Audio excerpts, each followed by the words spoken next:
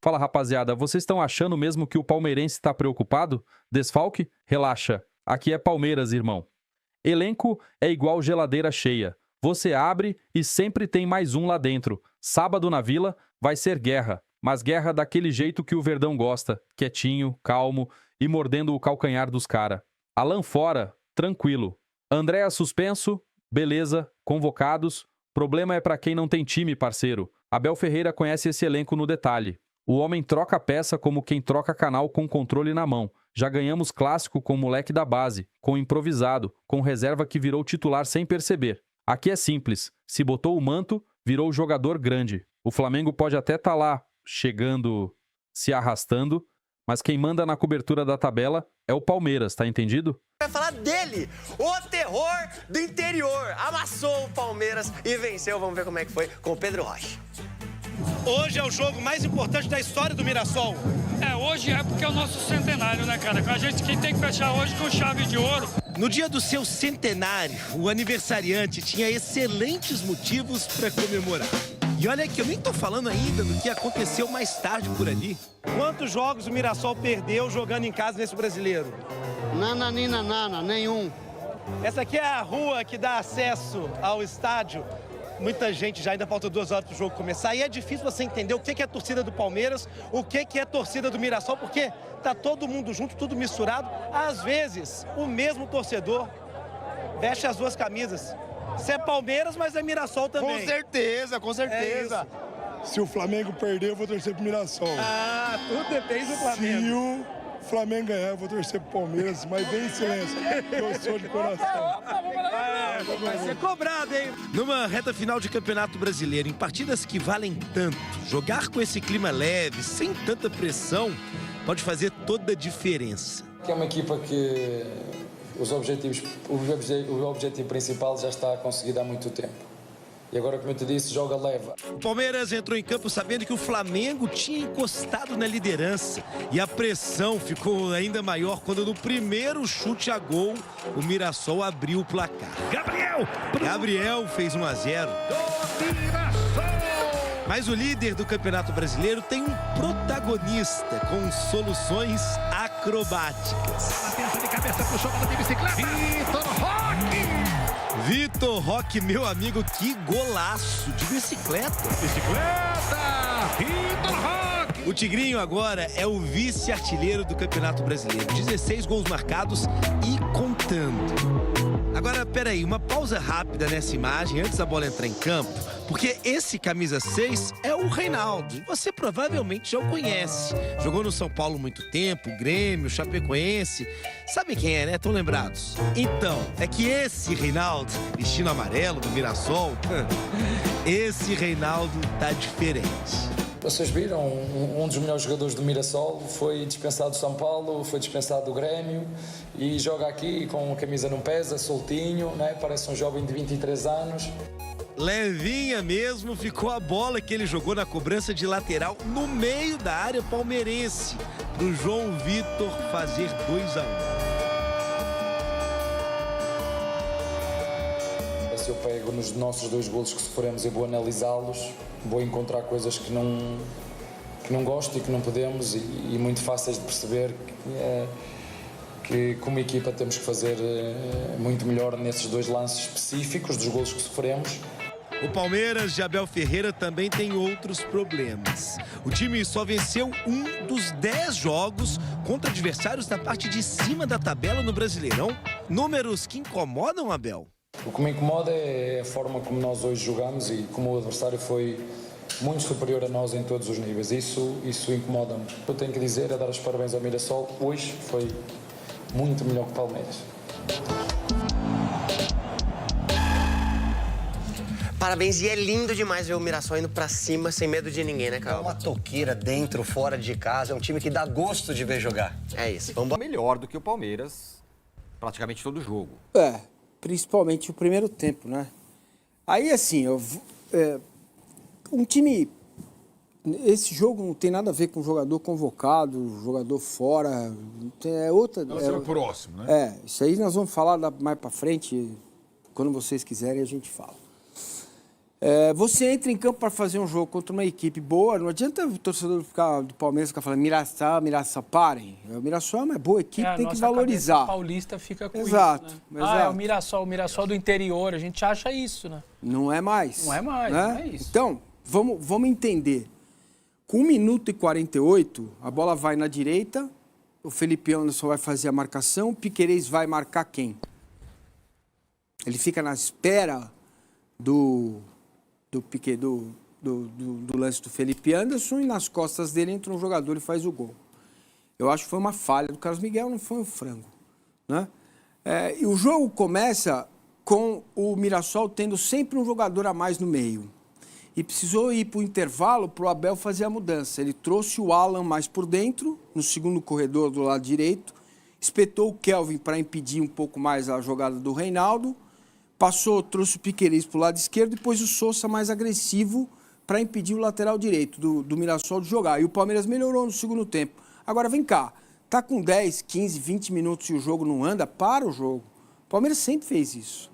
Alguém cai lá, ajusta o jogo no primeiro tempo ainda, certo? E o Palmeiras só melhora, o gol do Palmeiras sai num volume de escanteios que o Palmeiras começou a ter por causa de erros do Mirassol na saída de bola. O Palmeiras melhora no segundo tempo, no primeiro tempo ainda. Só que aí, cara, assim, não há explicação para você tomar um gol de lateral aos 46 minutos do primeiro tempo. Fato. Porque, veja, quando você faz um arremesso de lateral na área, para a bola ir mais longe, ela precisa ir mais alto. Ela pode ir forte e rápida e reta, mas ela não vai no segundo pau, praticamente, onde a bola foi. E aí tem uma série de erros inacreditáveis. Primeiro do goleiro, que é alto. A bola vem lenta, ela vem lenta. Quer dizer, dá para você medir o tempo, dá para você fazer o que dá para fazer, dá para você medir a saída. E, mais uma vez, o erro do Piquerez, que deixa o zagueiro do Mirassol subir solto nas costas dele. Mesmo depois de ter empatado o jogo, e já adianto aqui que não foi falta, porque o Walter soca a bola e depois há o choque com o Flaco. O Flaco está de costas. Ele estava limpo na bola quando deu o soco na bola, um golaço do Vitor Roque. Se você vai para o intervalo com 1-1, eu digo para vocês, o Palmeiras ou sairia com a vitória ou sairia com o empate. Entendeu? Não há para mim nenhuma dúvida a respeito disso. Mas depois de tomar um gol de lateral, as mudanças do time melhoram o time no segundo tempo, mas não foram suficientes para o Palmeiras jogar. E depois tem uma aberração que eu não entendo por que o treinador faz isso, cara. Você coloca a última alteração do jogo, quando ele coloca o Bruno Rodrigues e tira o Andrés, e coloca Maurício e Veiga como 2 no meio-campo. Aí ele põe Fux, Gomes e Piquerez de 3 zagueiros, vai jogar no 3-2-5. O que acontece com isso? O Mirassol fica com a bola. As melhores chances foram do Mirassol no final, entendeu? Porque você não tem meio-campo, não tem jogo, você não fica com a bola, você não toma a bola do adversário. Exato. Então não adianta nada, é você perder tempo. Talvez fosse mais produtivo colocar o Mikael e colocar o Fux lá mais à frente, né? Para ter, né, uma jogada para poder acontecer alguma coisa nos minutos finais. Mas foram minutos finais. Até o Palmeiras esteve razoavelmente melhor no segundo tempo que o Mirassol, até essa última alteração do Abel, que, né, a coisa ficou. O Palmeiras teve 7 escanteios, teve volume, teve esse lance perigoso, teve a falta do Andrés, mas é pouco. A vitória foi justa e o Abel é muito inteligente, né? Quando ele entra na coletiva e fala, podemos discutir estratégia, escalação e tal, mas o Mirassol foi melhor. Mas por que foi melhor?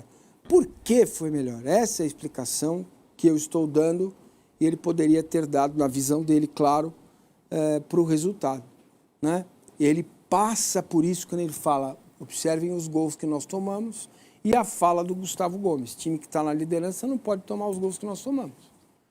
Então, assim, essa forma, vamos dizer assim, amorfa, né? Essa coisa descolada do jogo, da realidade, nós vimos contra a LDU lá no primeiro tempo, nós vimos contra o São Paulo no Morumbi, mesmo com escalações diferentes, adversários diferentes. Nós vimos. Então, isso pode ser fatal? Pode. Pode não ser? Pode também. Olha o Piquerez está marcando quem? Olha aí. Olha o cara nas costas dele, o Murilo tem que sair de lá de trás para fazer a cobertura. Cara, não dá. O Piquerez tinha que estar na marcação, né? E fazer a coisa funcionar. Não fosse o Carlos Miguel ainda no primeiro tempo, o Palmeiras poderia ter tomado mais gols até sair o gol de empate, ou mesmo depois do gol de empate, o Mirassol continuou melhor.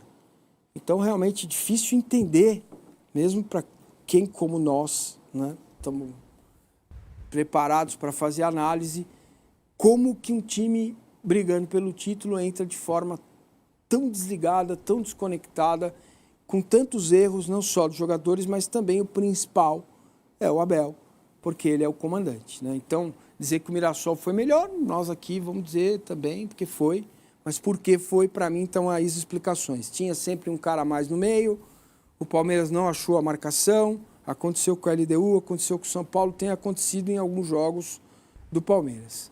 Sobre o campeonato, falamos quando vocês acharem que devo.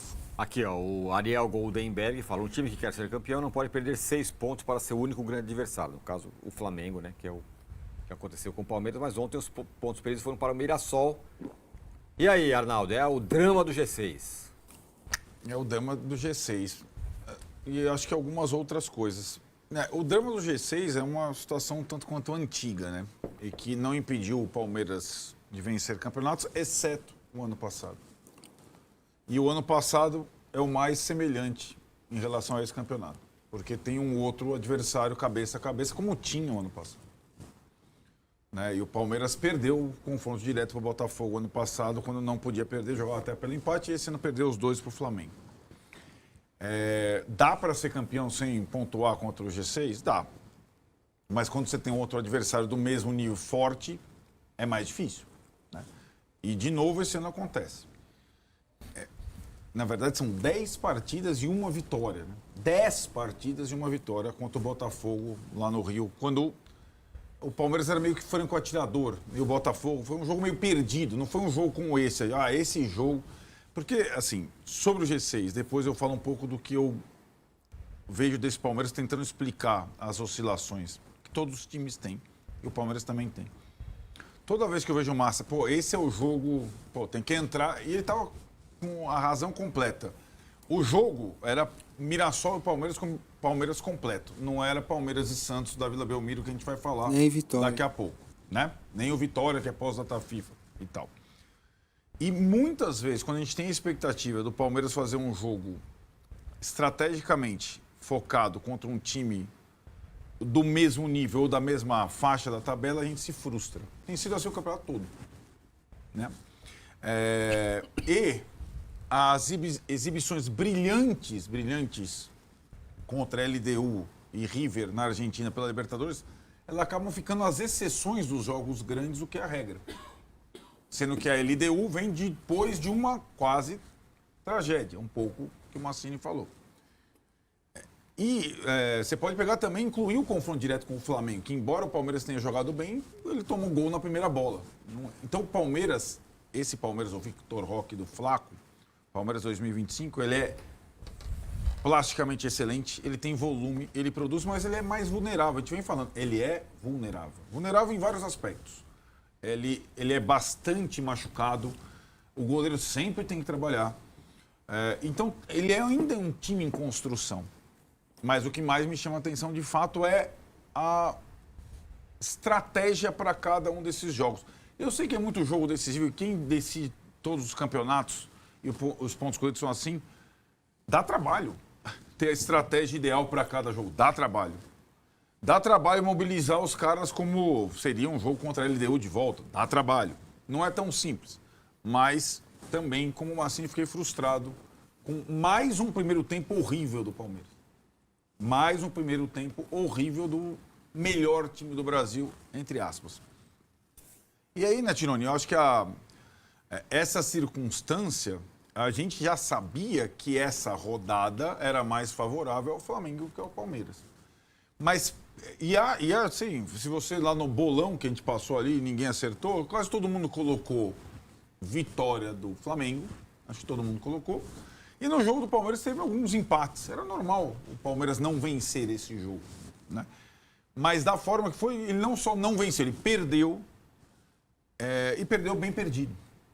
Acho que essa é a surpresa. E perdeu de um time que teve muita dificuldade nas últimas 2 partidas. O Mirassol teve muita dificuldade contra o Botafogo, praticamente não finalizou 0-0, quase perdeu a invencibilidade em casa. E teve muita dificuldade contra o Fluminense, perdeu por 1-0 e quase não conseguiu finalizar gol.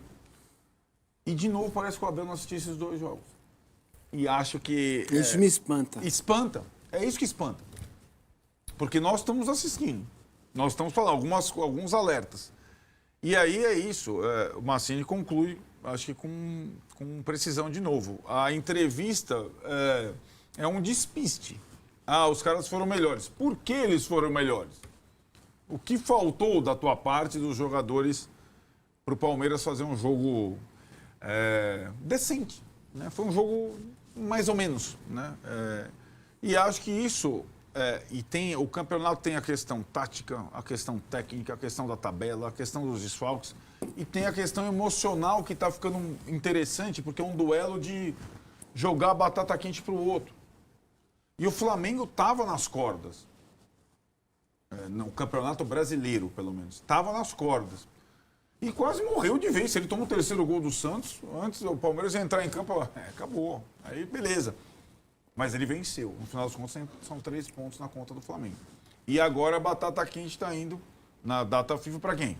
O Palmeiras, mesmo com a vantagem no número de vitórias. Porque, em tese, de novo, a rodada favorece ao Flamengo. E aí, vão faltar apenas 5 depois da data FIFA. Depois dos jogos da data FIFA. 5. E se a liderança muda de mãos faltando os 5, é um outro contexto. Porque aí o Flamengo passa a depender só dele, né? Pode ser que o Palmeiras vença na Vila, mas vai ser mais difícil do que vencer na Arena Pernambuco. Isso você pode escrever. Acho que nenhum palmeirense está contando que o Flamengo já não tem 3 pontos, né? Pois o Flamengo já tem os 3 pontos. Sim. Mesmo desfalcado? Eu acho que sim. Mesmo quase tão desfalcado como o Palmeiras, né? Calhou do jogo da data FIFA ser Sport e Flamengo na Arena Pernambuco. Porque para o Flamengo, o grande tropeço do Flamengo foi o Fortaleza. Não foi empatar com o São Paulo na Vila. Aquilo não é tropeço, cara. Né? Aquilo é comum. Mas na circunstância do jogo foi, né? Porque você estava com o jogo na mão, então, aí teve um jogador expulso, ok. Né? Então, eu acho que essa situação da pressão emocional que o Palmeiras estava leve, como o Reinaldo, o Abel falou que ele está leve, né?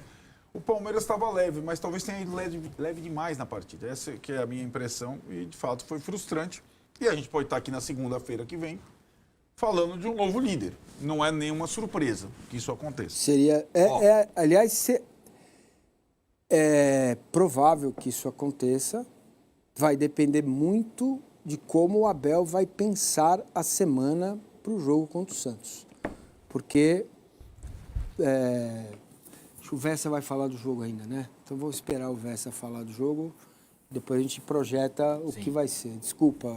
Olho na tela, porque a gente vai colocar os números do Palmeiras contra os times do G6, que é exatamente o que a gente está falando aqui, o grande chaga, o grande problema desse Palmeiras, que já foi campeão dessa forma, mas esse ano, o ano passado, pelo menos, não conseguiu. Foram 10 jogos, uma única vitória, Vessa. 3 empates, 6 derrotas, 20% de aproveitamento, com 6 gols marcados e 2 gols sofridos. O que mais chama atenção nesse recorte sobre jogos fora de casa contra o G6 é que se você quiser pegar o recorte que você quiser do Palmeiras, sempre vai ser um negócio que a gente fala que é assombroso. Palmeiras fora de casa, 70%. Palmeiras contra Paraguai, 100%.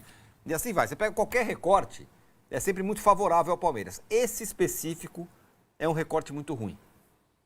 Muito ruim, e quando você pega os 2 jogos com o Flamengo, que é o seu balizador, fica ainda pior.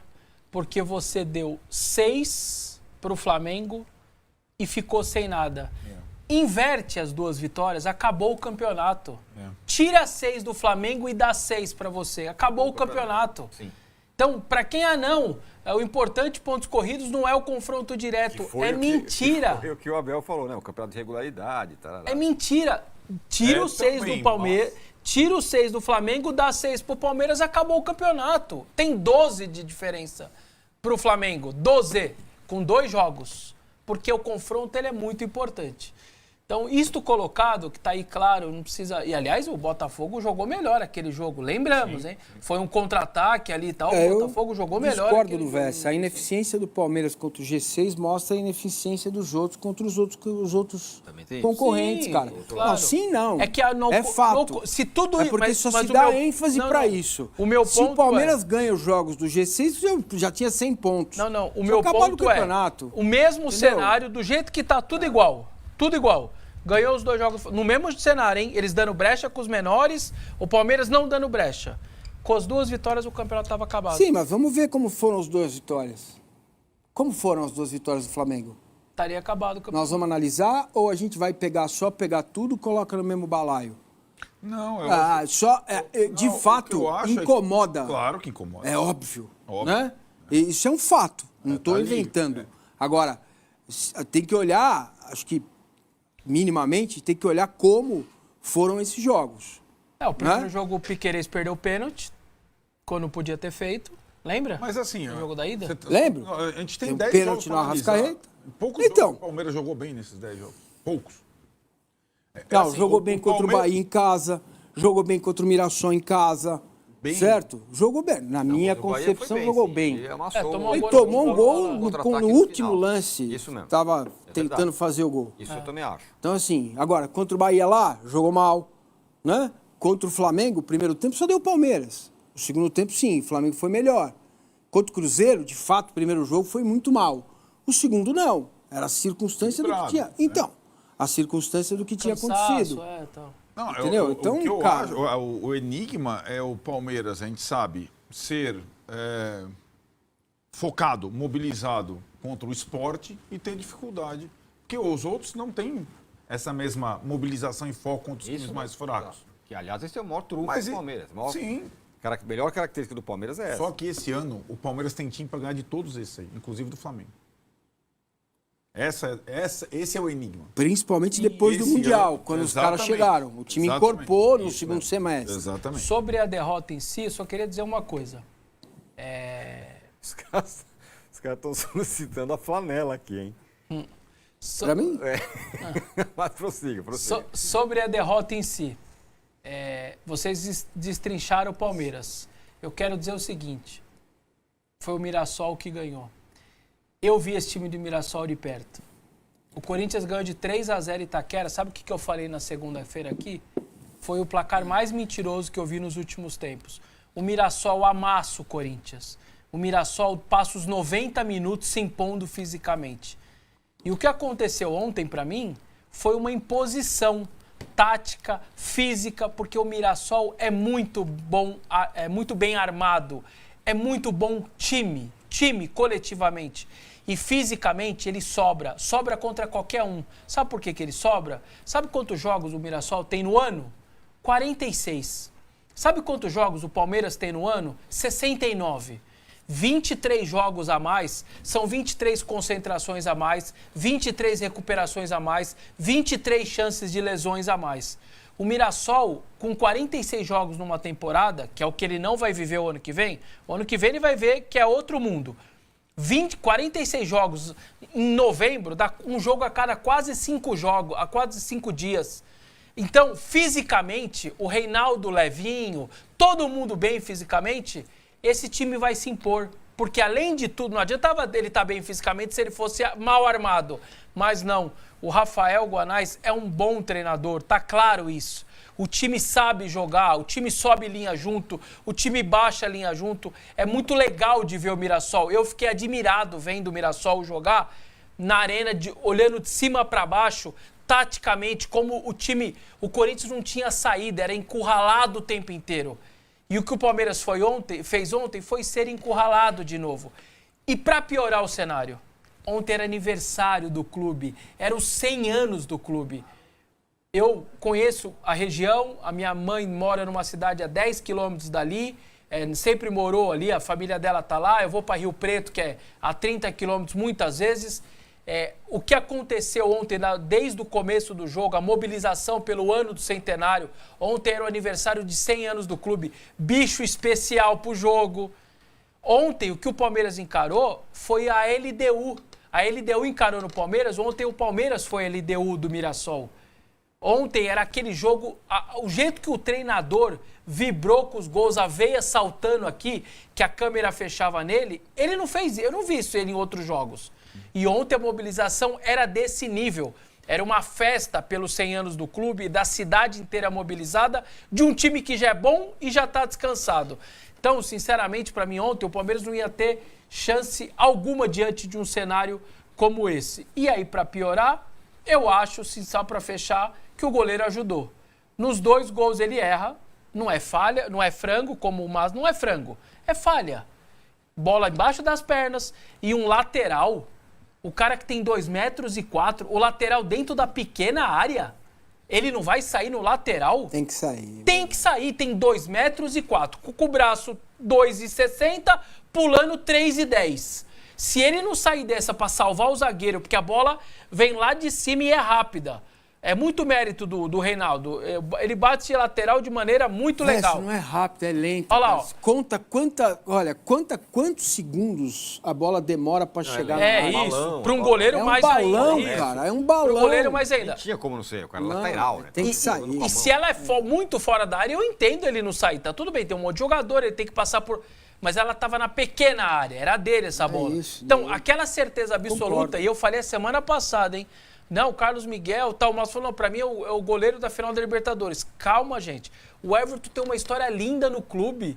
O cara tem uma experiência para jogar jogos decisivos. Eu não consigo enxergar uma certeza que alguns torcedores têm que o Carlos Miguel tem que ser o goleiro na final da Libertadores. De verdade, não consigo enxergar onde essas pessoas têm essa certeza. Se o Everton tiver em condição, também sou bem. Pelo amor de Deus, ontem... E olha, ele fez boas defesas, eu não tô falando que ele desgraçou o time, mas os 2 lances eram defensáveis, ó, bola embaixo das pernas e a bola que ele não saiu. Então, só para fechar essa... ainda o segundo gol é menos explicável ainda. Sim. Agora, primeiro ainda dá pra... Né? Falando em bola alta, bola aérea, tem uma outra questão desse jogo, só para não deixar passar, que o Palmeiras, que é muito bom nos cruzamentos na área, tanto que ele ficou cruzando, como ele sempre faz, quantas vitórias o Palmeiras já conseguiu... com bola cruzada na área. Aliás, o Gomes virou centroavante no final do jogo. Ele pôs lá, faltando 20 minutos e tal.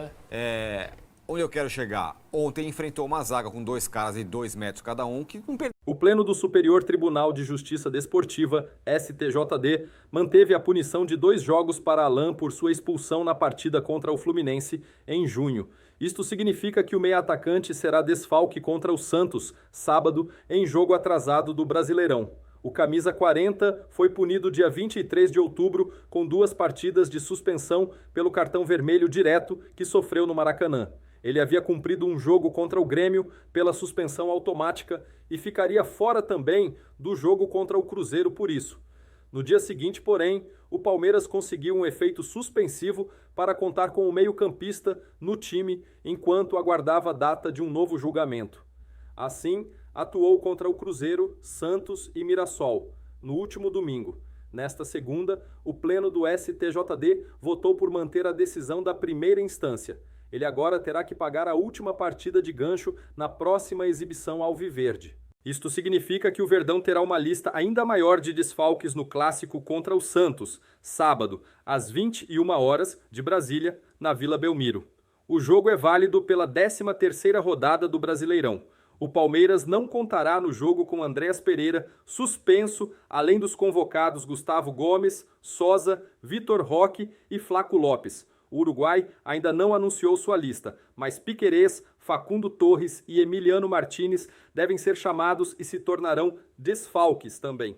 Em 6 partidas contra os integrantes do G4, o Palmeiras somou apenas 2 pontos, com um aproveitamento muito baixo, 8%. Foram 2 empates dentro do Allianz Parque, contra Mirassol e Cruzeiro, e nenhuma vitória nesses duelos mais pesados.